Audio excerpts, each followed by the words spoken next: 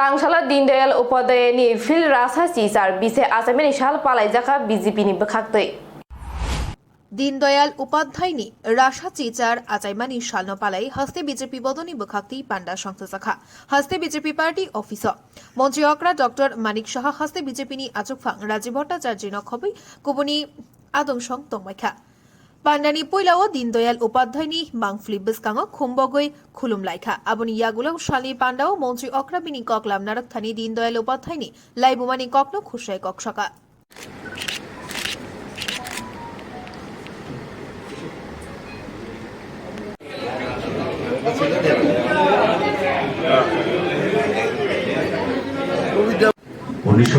সালে কানপুর অধিবেশনে ডক্টর শ্যামাপ্রসাদ মুখার্জি ভারতীয় জনসংঘের সর্বভারতীয় সম্পাদকের আমাদের স্রষ্টা পণ্ডিত দীনদয়াল উপাধ্যায়ের জন্মবার্ষিকীতে আমরা পরবর্তীকালে তিনি ঘর ত্যাগ করেন এবং রাষ্ট্রের সেবায় সংকল্প নিয়ে সংঘের প্রচারকে জীবন গ্রহণ করেন। 1942 সালে তিনি জেলা প্রচারক এবং 1945 সালে আমরা জানি যে 1980 সনে আমাদের অটল বিহারী বাজপেয়ীর হাত ধরে ভারতীয় জনতা পার্টি শুভ সূচনা হয়েছিল, কিন্তু প্রেক্ষাপট শুধু 1980 সন থেকে নয়, এই ভারতীয় জনতা পার্টির এই আদর্শ এবং পথকে অনুসরণ করা হয়েছিল। আমরা সবাই জানি যে 1951 সনে আমাদের ভারত কেশরী ডক্টর শ্যামাপ্রসাদ মুখার্জির নেতৃত্বে জনসংঘের প্রতিষ্ঠা হয়েছে। তো স্বাধীনতার পর এই জনসংঘেরই কেন প্রতিষ্ঠা হয়েছিল, আর কেনই বা ডক্টর শ্যামাপ্রসাদ মুখার্জি কি ভূমিকা সেখানে ছিল, সেই প্রেক্ষাপটটা আমি জানি, কিন্তু দীন দয়ালজির জীবনী সম্পর্কে আলোচনা করার আগে আমাদের সেই ইতিহাসটাও আমাদেরকে সকলের একটু ধারণা থাকা উচিত। আমরা জানি যে ভারতবর্ষের স্বাধীনতার পর থেকেই ভারতের অখণ্ডতাকে রক্ষা করার জন্য আমাদের সেই লড়াই সংগ্রাম চালু হয়েছে। কারণ আমরা জানি যে স্বাধীনতার পরেই আমাদের দুষ্ট চক্রীরা এই ভারতবর্ষকে খণ্ড বিখণ্ড করার একটা প্রয়াস সেই সময় শুরুয়াত হয়েছিল। হিন্দুস্তান পাকিস্তান তো তার আগেই ভাগ হয়েছিল, কিন্তু তারপরেও আলাদা পাঞ্জাব, আলাদা কর্ণাটক, আলাদা আসাম, এইভাবে দেশকে ভাগ করার একটা প্রয়াস, যে শক্তি তখন উদ্ভব হয়েছিল। তখন ভারত কেশরী ডক্টর শ্যামাপ্রসাদ মুখার্জি উনি সেই অখণ্ডতাকে রক্ষা করার জন্য উনি সেই সময় বিরোধিতা করেছিলেন, এবং এই অখণ্ডতাকে রক্ষা করার জন্য উনি তো সেই সময় মনে করেছিলেন যে না, এই ভারতের অখণ্ডতাকে রক্ষা করার জন্য একটা সংগঠন, শক্তিশালী সংগঠন সারা ভারতবর্ষে নির্মাণ করতে হবে। আর সেই সময় ভারতবর্ষে আরেকটা শক্তি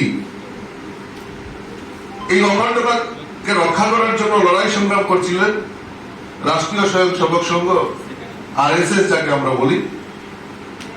আমাদের ভারত কেশরী ডক্টর শ্যামাপ্রসাদ মুখার্জি আমাদের দ্বিতীয় সরসংঘ চালক যে গুরুজির কাছে উনি গেলেন যে আমাকে কয়েকজন বলিষ্ঠ কার্যকর্তা দিন, যেহেতু RSS সেই সময় ভারতের অখণ্ডতাকে রক্ষা করার জন্য লড়াই সংগ্রাম করছে, আমিও চাইছি একটা সংগঠন তৈরি করা, নির্মাণ করা, একটা মজবুত শক্তিশালী সংগঠন এই ভারতের অখণ্ডতাকে রক্ষা করার জন্য।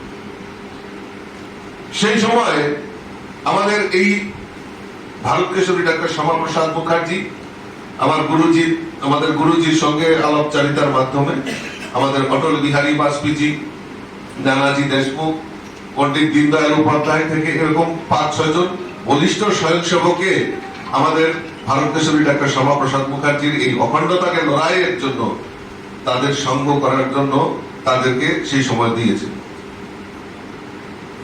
এবং পরবর্তীতে আমরা জানি ভারত কেশরী ডক্টর শ্যামাপ্রসাদ মুখার্জি 1951 সনে এই পণ্ডিত দীন দয়াল উপাধ্যায়, অটল বিহারী বাজপেয়ী, নানাজি দেশমুখ এরকম বলিষ্ঠ কার্যকর্তাদের নিয়ে জনসংঘের প্রতিষ্ঠা করেছিল। এই জনসংঘের প্রতিষ্ঠার পর প্রথম যিনি আমাদের ভারত কেশরী ডাক্তার শ্যামাপ্রসাদ মুখার্জি সভাপতি হয়েছিলেন। ভারত কেশরী ডাক্তার শ্যামাপ্রসাদ মুখার্জির পরিবর্তে আমাদের দীনদয়াল উপাধ্যায়জিকে সেই সময় সংঘের আমাদের জনসংঘের জনসংঘের দায়িত্ব নিতে হয়েছে।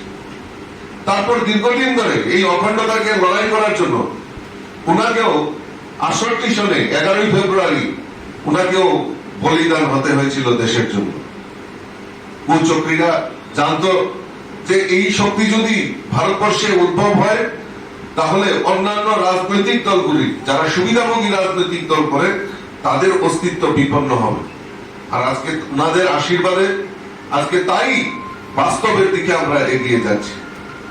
পণ্ডিতজির দেখানো পথকে অনুসরণ করে আমার পূর্ববর্তী বক্তা একাত্তর মানববাদ, যেই মানববাদের উপর ভিত্তি করে আমাদের ভারতীয় জনতা পার্টি সংগঠন নির্মাণ হয়েছে এবং সরকারেও তার প্রতিফলন এই যে একাত্তর মানববাদে আমাদের এই দর্শনে পণ্ডিতজির দেখানো পথকে অনুসরণ করে আজকে দেশের প্রধানমন্ত্রী থেকে শুরু করে সমস্ত ভারতীয় জনতা পার্টির যারা সরকার যে প্রদেশে সরকার রয়েছে সেই মন্ত্রকে সামনে রেখে আমাদের কাজ আমাদের দ্রুত গতিতে এগিয়ে চলছে।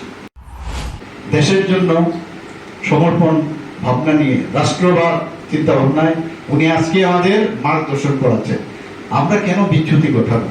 আমরা কেন না ওনাকে ফলো করবো? এসব ফেলিউর, সব মার্কসিজম, লেনিনিজম, এসব সব ফেলিউর ওনার সামনে। যে আমরা সবাইকে নিয়ে আমরা চলবো, আমরা শুধু লেবার ক্লাসকে আমরা উত্তপ্ত করবো না, মালিকের সাথে মালিক এবং লেবার দুটো মিলে আমরা একসাথে আমরা সবকা সাথ সবকা বিকাশ, বিশ্বাস আর প্রয়াস। আমাদের মাননীয় প্রধানমন্ত্রী যে কথাটা উনার উপর ভিত্তি করেই সেই কথাটা বলছেন।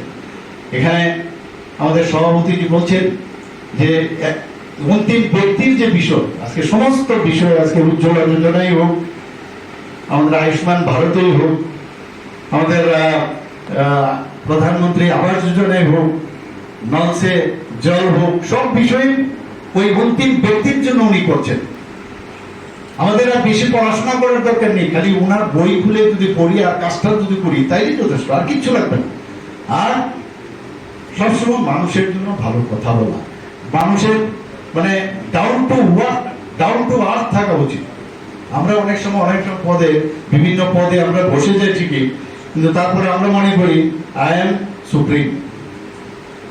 সুপ্রিমের কিন্তু শেষ নেই, আজকে আছে কাউকে নাও থাকতে পারবে, কিন্তু তোমার কাজটাই কিন্তু থাকবে। আজকে ওনার সম্পর্কে আমরা কেন কথাবার্তা বলছি? ওনার কাজের কারণে আমরা এখন ডক্টর শ্যামাপ্রসাদ মুখার্জির কথা কেন বলছি? ওনার কাজের জন্য আমরা মনে করছি। সুভাষ বসুর কথা কেন বলি? গান্ধীজির কথা কেন বলি? কাজের কারণে, আর কিছু না। ওনার থেকে ওয়েল বিল্ড সুদর্শন ব্যক্তি বহু লোক আছে এই পৃথিবীতে, তাদের কথা আমরা একবারও মনে করি না। বহু পয়সা ওয়েলদি পিপল আছে, তাদের কথা আমরা মনে করি না।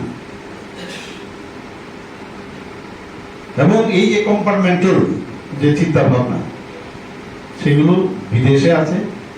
এবং আমরা কোনোদিন যেটা বলছে যে ডারউইনের যে মতবাদ, ডারউইনের মতবাদ কি? যে দাবিয়ে রাখো, দাবিয়ে রেখে নিজে সামনের দিকে গেলে ওইটা হয় না কোনোদিন।